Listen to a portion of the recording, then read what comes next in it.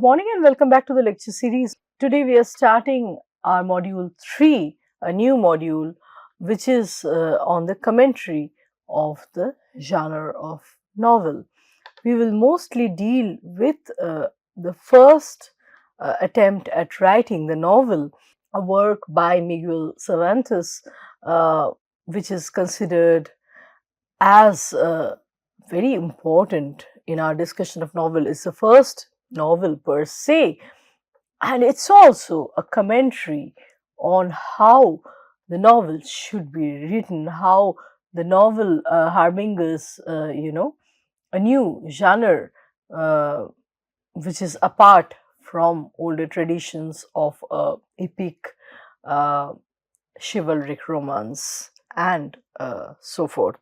So, when we start talking about Don Quixote, Cervantes' Don Quixote, we need to understand how the essence of a novel flows into this work through through the historical setting in which the novel is located. It is a very polyglossic society from sitting where Cervantes is writing. Cervantes is composing Don Quixote. So Andalusia is the epicenter where the text Don Quixote emerges and grows. Spain, which is adjunct to the sea trade route, is geographically facilitated with multicultural exchanges in terms of its location.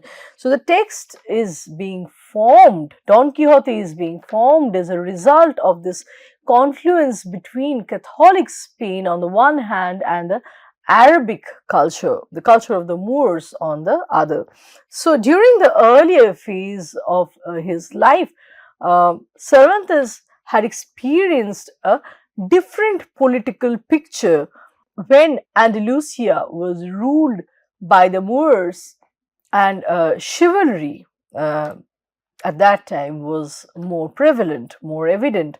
In the later part of his life, however, when Cervantes is starting to compose Don Quixote, Spain has a unification during Renaissance under Ximenes and Ferdinand, and so there is a suppressing of multicultural existence, of multiculturalism as such, through an attempt to homogenize the diverse population, the diverse ethos, and Spain's society becomes a more homogenized, more centrally unified, Europeanized power structure, where the power of the nobles have been submerged, have been subjugated by monarchy. So chivalry does not exist anymore. So the power structure becomes very vertical, top, bottom. Some amount of agency that used to exist with the nobles, who would later go on to form the bourgeois culture, right? The bourgeois class, people that are interested in reading, people that are capable of reading, writing, the intelligentsia. Basically, all their powers go with this centralizing force, with Renaissance, with a homogenizing force. The nobles' power is crushed. So, apart from the Moors' chivalric tradition and the Spanish pastoral tradition, Cervantes also draws on the Italian stylized tradition, which seeped into Spain as a result of multiculturalism. So, we have so many different factors informing this quintessential work. Cervantes himself was involved in the Battle of Lepanto with the Spanish alliance, and so Don Quixote draws on his individual feats, his own life experiences and reflects the tensions and amalgamations in the contemporary multi-layered reality of Spain. So, we have to understand that Spain's chronotope is very much present in Don Quixote.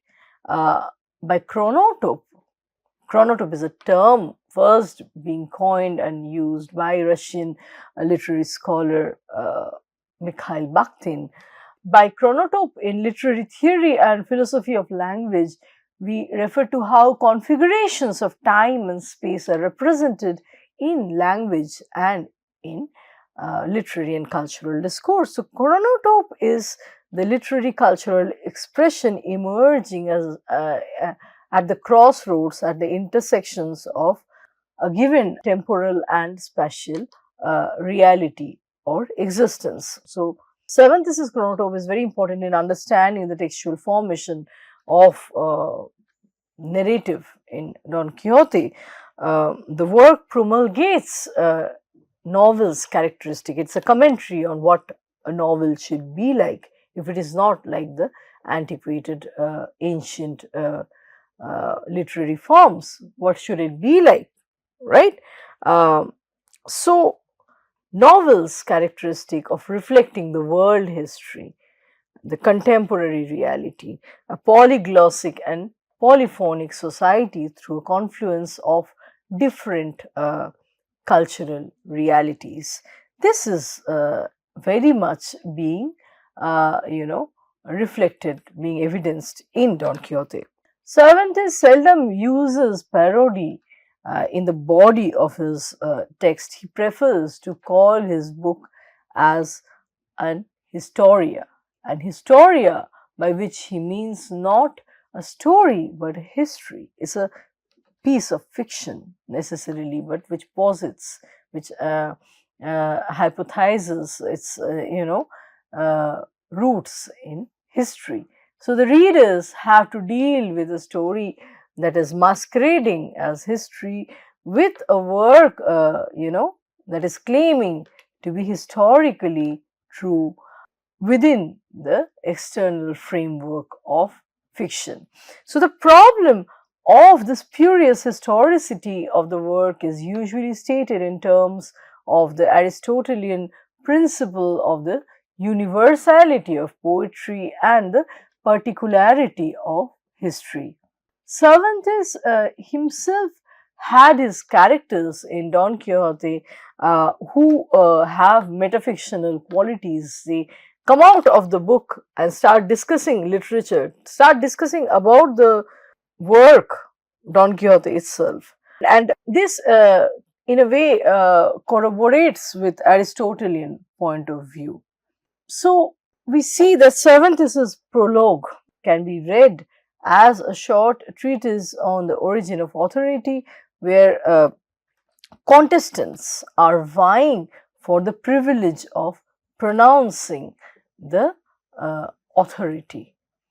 authenticity, claiming for authenticity, claiming for copyright. This emerges with Don Quixote. In terms of the 16th century aesthetics, it might be said that history is natural since it narrates events as they have occurred, and each event emerging by the logic of nature from those that preceded it. On the other hand, story is artistic. It is artificiosa. In Don Quixote, Cervantes manipulates both the fictive story and history, the fact-based history, towards limning or portraying the adventure episodes in order to achieve an artistic end, and allows each adventure to spring naturally from what has preceded it, what has gone before. Cervantes or his alter ego, as many critics would like it, the fictitious historian Siddhamete Benengali describes this history with a variety of adjectives. adjectives such as sensilla, ronde, curiosa, peregrina, apacible, sabrosa, moderna, nuova, imaginata, and so forth. But the one that is used over and over again is verdadera. Don Quixote is a true history, verdadera, true history. We tend to discount these assertions as playful irony and even disregard them altogether as a convention of the time, like one sees in comedias verdaderas. So, it is important to realize that the Alexandrian romance, which is the only considerable body of prose fiction in antiquity, emerges not from epic poetry but from historiography. Because the fictional history of the ancients usually abstained from irony, it never attained the dignity of the novel. Lucian found it necessary to parody this absurd type of romance in his ironically titled Vera Historia, and very much like Lucian's Vera Historia, in modern times, Cervantes ironically parodies the medieval chivalric romance. So, Don Quixote, the character, happens as a result of this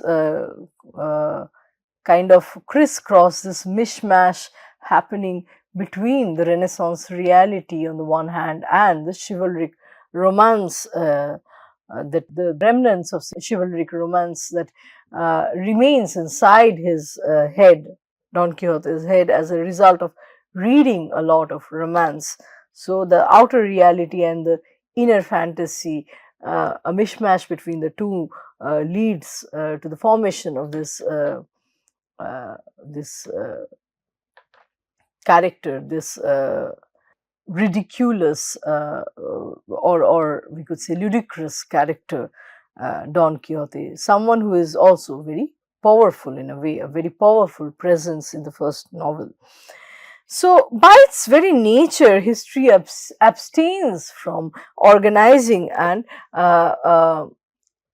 rationalizing the chaos and unreason of the world of men. That is how history is at least traditionally perceived.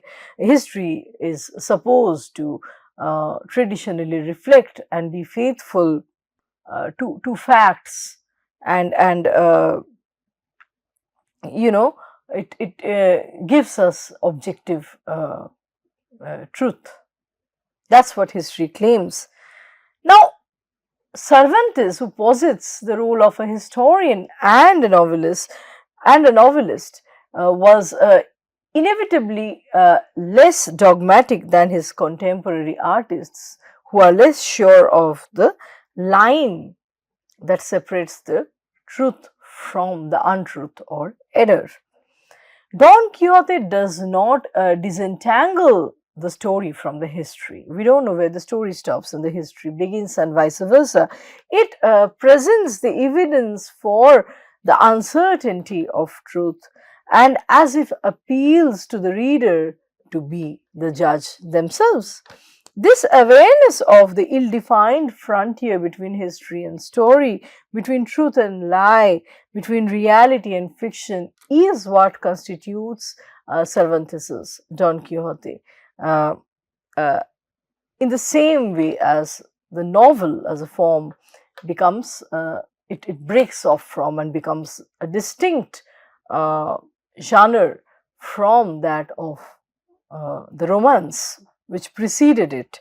Cervantes's expression of the novelistic self-consciousness is complex because his subject matter is fictional. He must have recourse to a variety of devices in order to persuade.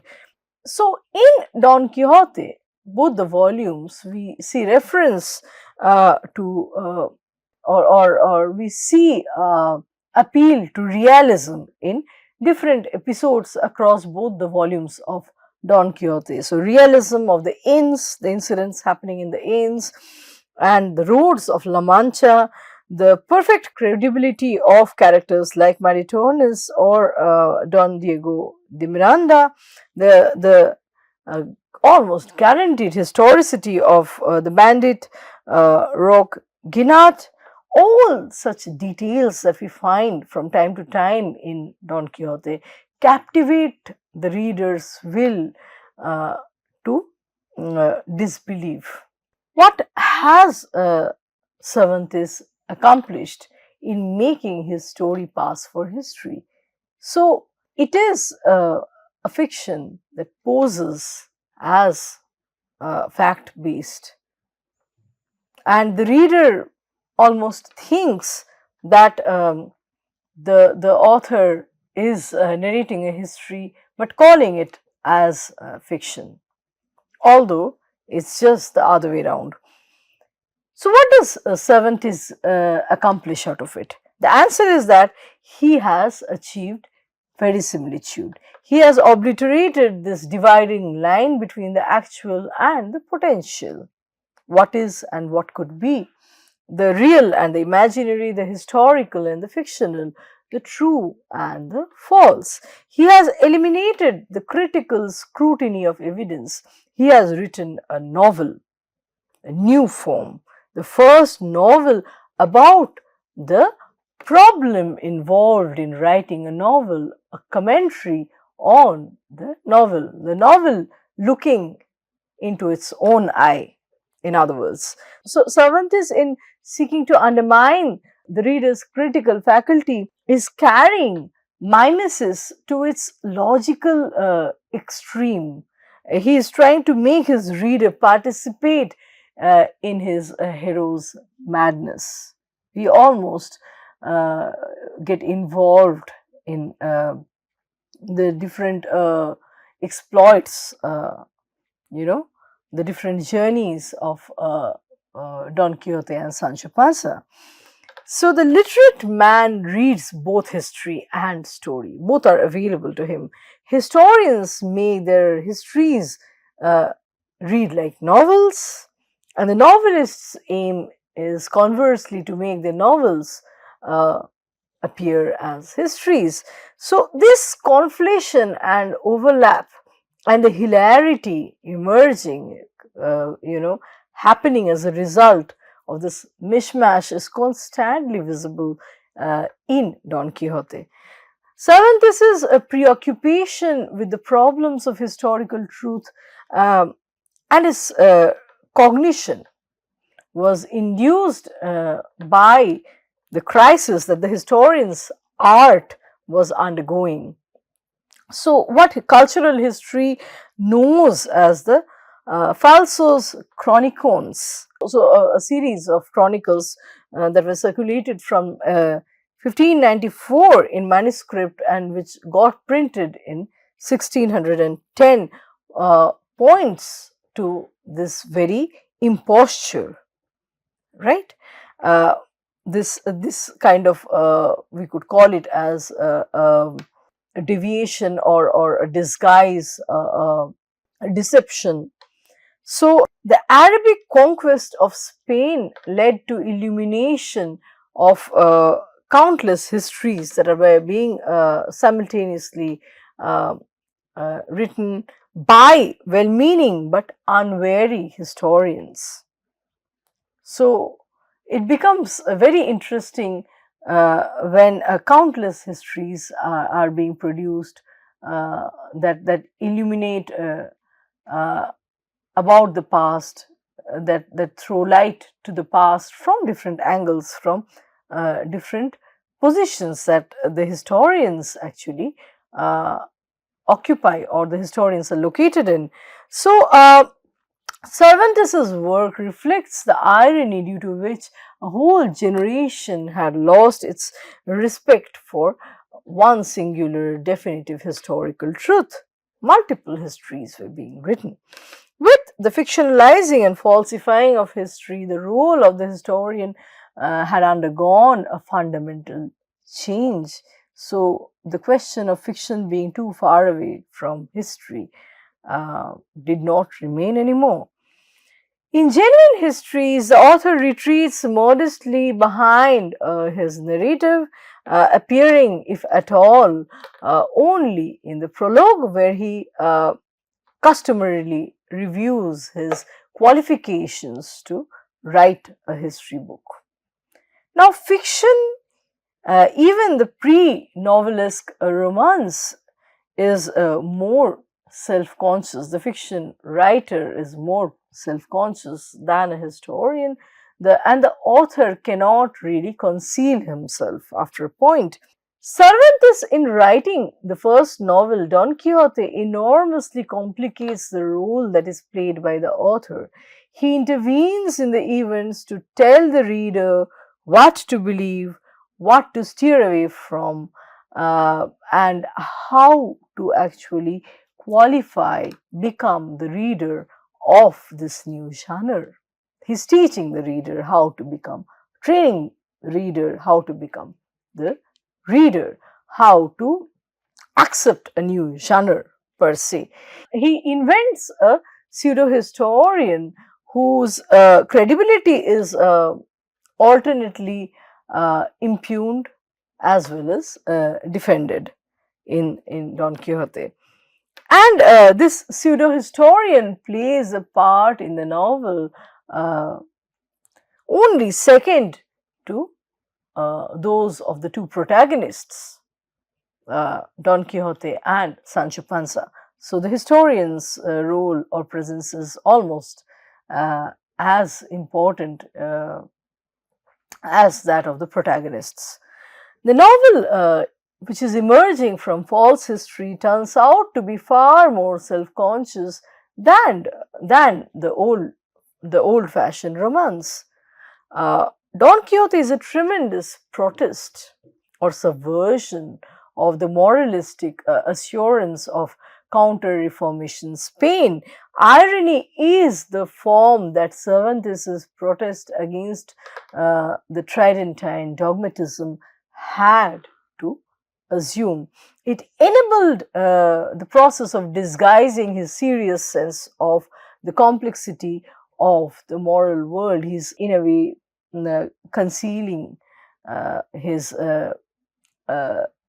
seriousness through deploying irony and laughter and the ludicrous feeling that we have throughout our experience of reading the two volumes of Don Quixote. Cervantes took the risk of disseminating, infecting the reader with a madness that he himself deplored, because in this common madness was the evidence for a truth about man's world which the counter-reformation was suppressing. The madness, the possibility to be something else, to understand the society differently, to arrive at different significations. So the alterity, he was trying to locate and make visible the position of alterity, the alternative, meaning the alternative existence, something that counter reformation was trying to bulldoze, trying to flatten.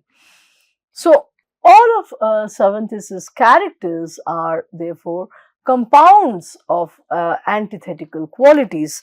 This is the human reality that he was seeking to convey.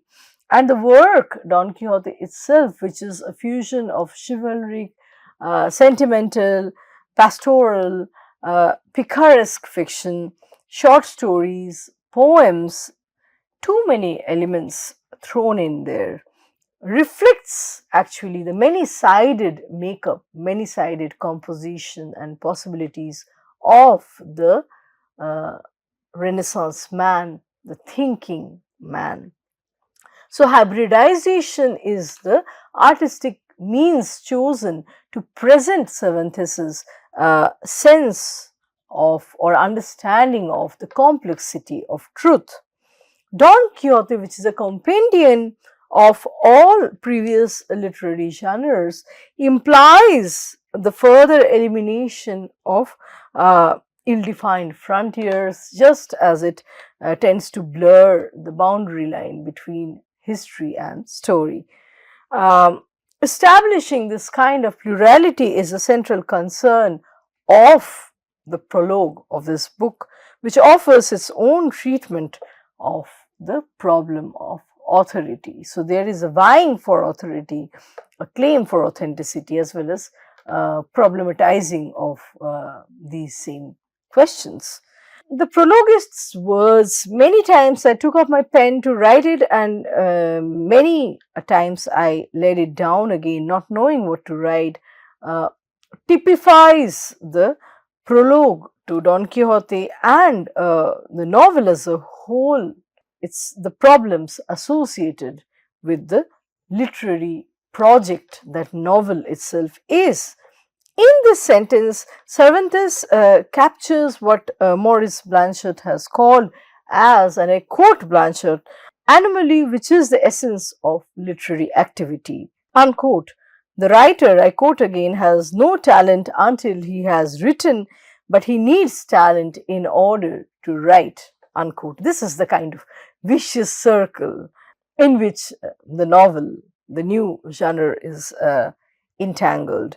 The complexity of this anomaly was first raised by Hegel, and Blanchard summarizes Hegel's description of work and creative of work and literary creativity as one finds in a phenomenology of spirit.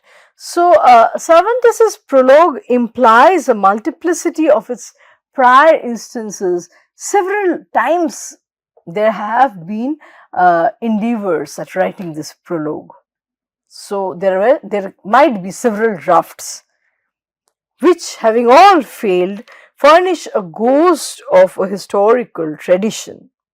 So, we are drafting, redrafting, revisiting an unreal number of beginnings, both slightly each slightly different from the other, unreal number of beginnings that are all suspended in an ontological limbo that never quite get completed.